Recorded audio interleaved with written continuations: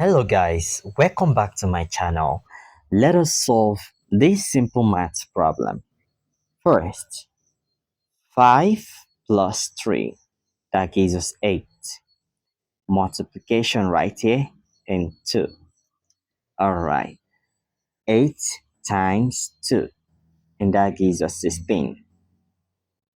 But this answer is not correct because we have not followed the order of operation called PEMDAS.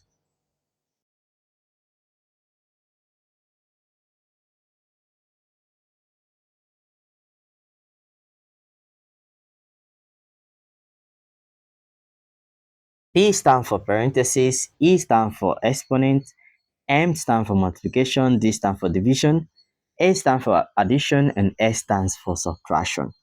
Multiplication and division have equal priority, as well as addition and subtraction.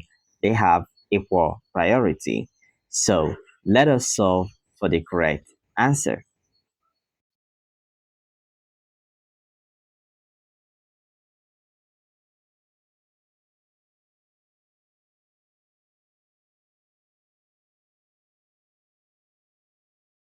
Step 1. Multiplication first. The 3 times 2, that gives us 6.